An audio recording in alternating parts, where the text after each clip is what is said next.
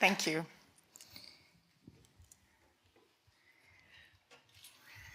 Right. How often do you hear someone say, people I work with are great.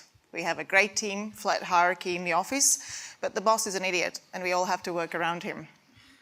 I hear that quite a lot when in my job, because I work with large corporations. How many of you have an experience of corporate culture in which no one can get anything done?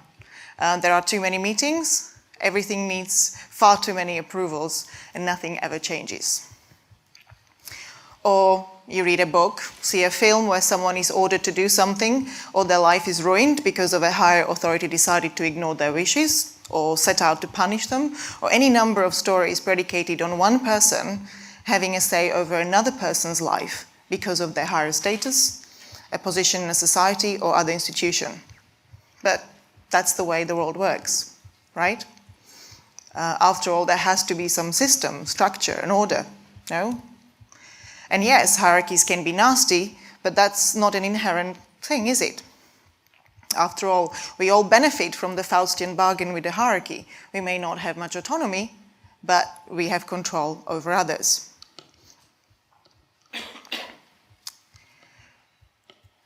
There are many ways of defining a hierarchy. There is the mathematical one, the graph, a theory, structural definition.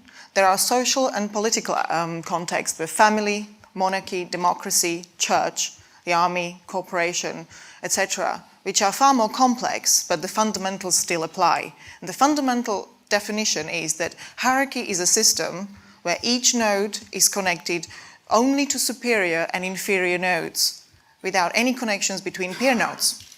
That is a structural definition of a hierarchy. In the many discussions I've had so far, I've come across some logical fallacies that exist about hierarchies. Let me share a few. Hierarchy being the most common organizational model, people often assume any order is by definition a hierarchy. Even if they recognize flaws of hierarchy, they are equally worried about the lack of hierarchy leading to chaos. But there are other types of order. For example, ranking or power law.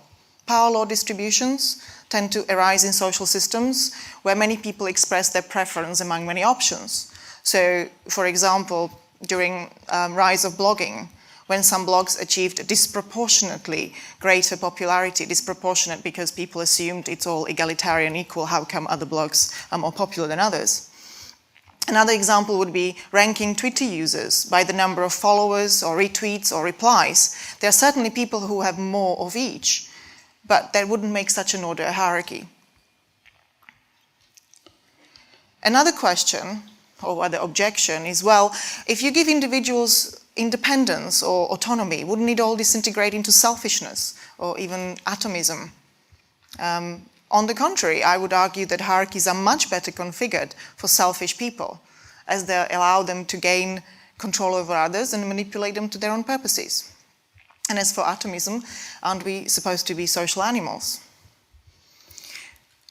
So hierarchies seem to be like oxygen. They're all around us, pervasive, ubiquitous, visible only to those who study them.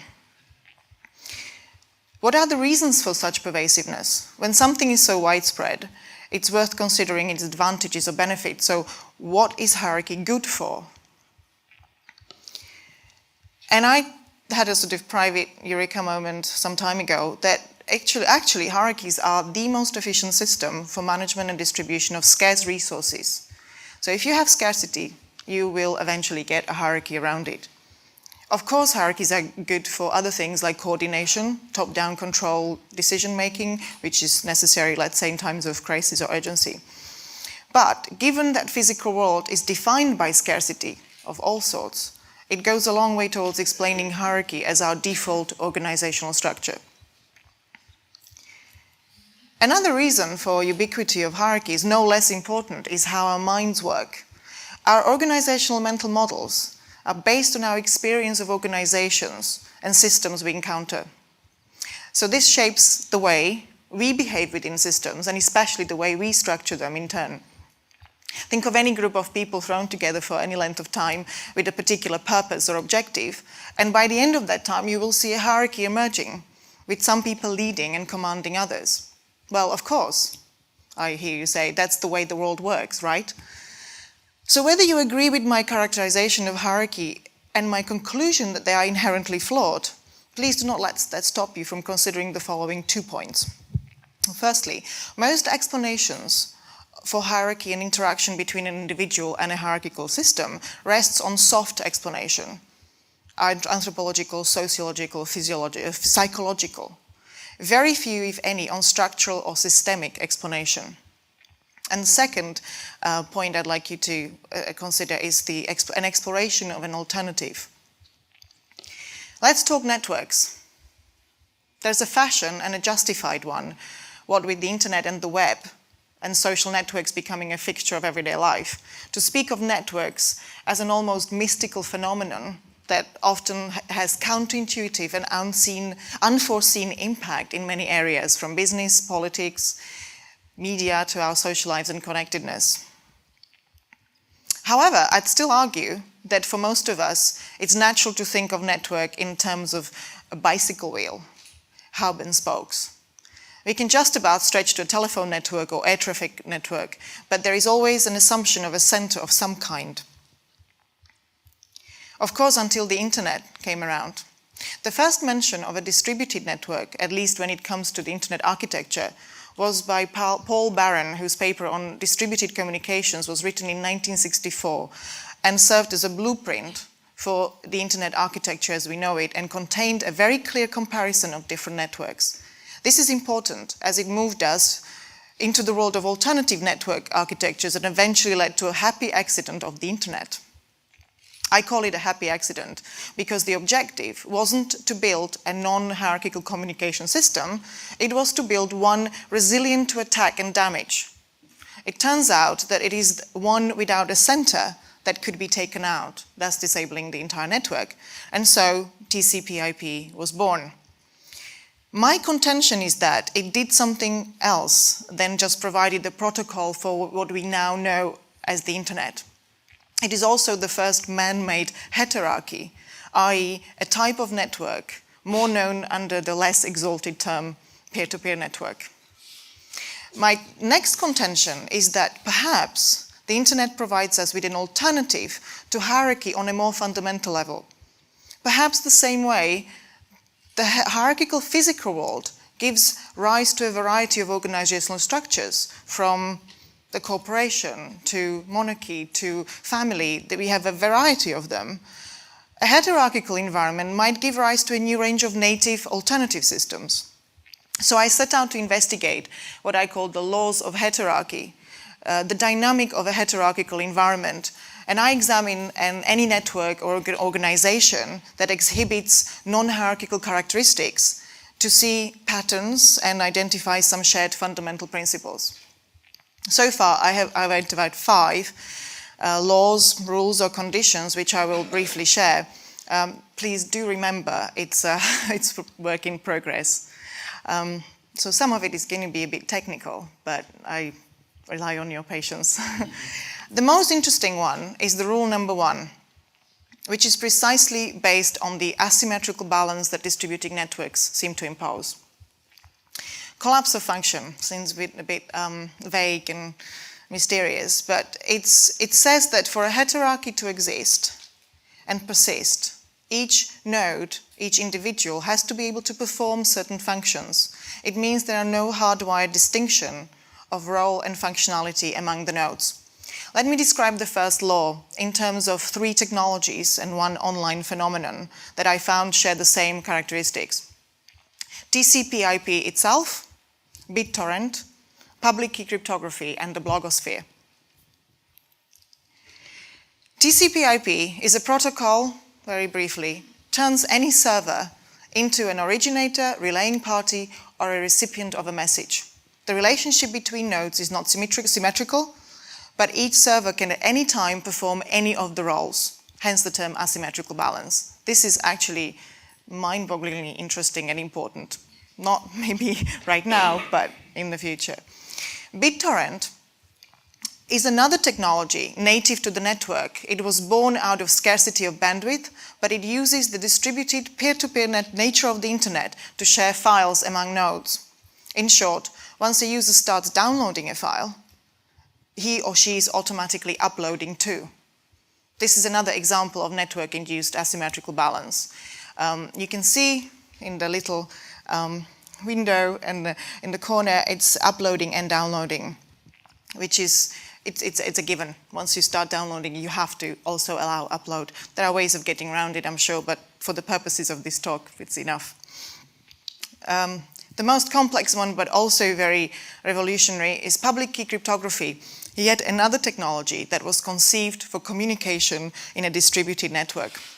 The traditional symmetrical keys approach couldn't solve the problem of how to communicate with someone you trust in an untrustworthy environment. This technology is essential for exchanging emails and transacting securely online. Without it, there would be no e-commerce and private communication online. For the purposes of my example, public key cryptography also exhibits asymmetrical balance, where the recipient of the message is part of the encryption. That is unheard of. That broke one of the fundamental laws of cryptography. And from the graphic, you can see Alice is encrypting her message to Bob using Bob's public key. So Bob's public key is part of the encryption process. So he's part of the whole. It's again another asymmetrical balance, as I call it, because Bob is not reciprocating the same type of activity with Alice. This was necessary in order to solve a problem that arose from new type of environment, i.e. distributed network. So all these three technologies had to be invented in order to do some very basic things on the internet. That is why they are such non-mainstream or not necessarily visible to normal users, but they are absolutely fundamental. The final example, which might be far more familiar to mainstream, is the blogosphere. And no, not exactly a technology, it's a phenomenon that does follow the first law and its asymmetrical balance. In the loosely connected networks of blogs, the audience are also distributors. Again, the relationship is not symmetrical. I do not necessarily distribute the content of those who distribute mine, but it again is the same duality or collapse of function that I do two things. I can do both. I can publish and I can distribute. Nobody's telling me, no, those blogs are just for publishing and those are just for distribution. The second law, freedom and ability to bypass, as important as the first one. This law is not dissimilar to what John Gilmore said about internet censorship. The net interprets censorship as damage and routes around it. It is the freedom and ability to bypass an obstacle, to choose a different path and thus avoid obstacles, control and imposition of hierarchy via backdoor. A very important law, as it dissolves any attempt at hierarchy and makes it impossible to lock in individuals and or nodes or resources into particular situation or formation without their cooperation. So if somebody's telling me I have to do this, this is the only way, and I have another alternative, of course they cannot control me the same way as if there was only one path to the action I want to perform. The third law, decentralized and distributable resources. It is the difference between having to go to the post office to make a phone call and the ability to make a phone call at home. Difference between making a call from home on a landline and being able to make it anywhere using a mobile phone. Another example is to having to go to a specialist shop to have things printed or copied and being able to print it at home from your own printer. It means you have tools and technology at the individual level. You don't have to go somewhere where the resources reside in order to do things. The two examples I used were taken from communications and information distribution. But when we start looking at 3D printers, things get really interesting. This law is important as having to use a centralized resource, apart from restricting nodes' autonomy, opens up opportunities for control of that resource and it leads to hierarchy again. The fourth law, very simple, abundance. It's about abundance of resources, or at least sufficiency of the most important resource that enable us to create and maintain the network. In other words, don't try to build a heterarchy around a scarce resource, as once that is controlled, heterarchy disintegrates. An example of an abundant resource would be information online, as digital format makes information duplicable and therefore abundant. The fifth law, marginal cost of communication has to be zero or near zero. Why?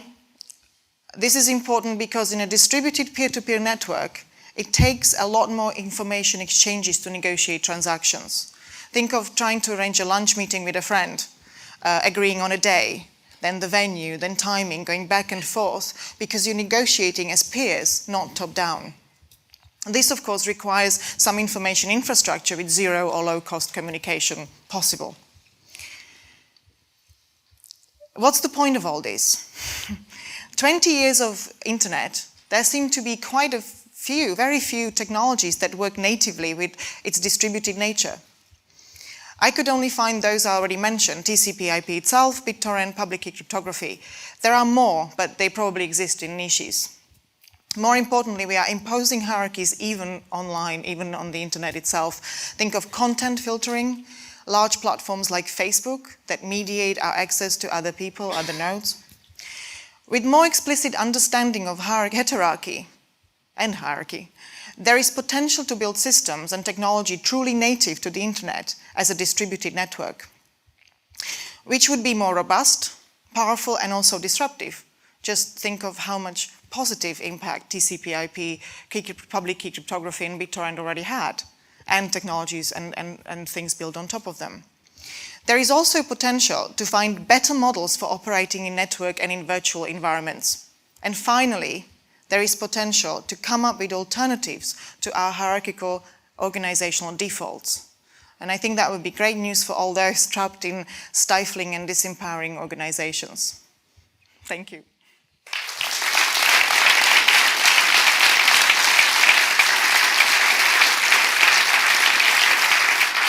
Thank you very much, Adriana Lukas.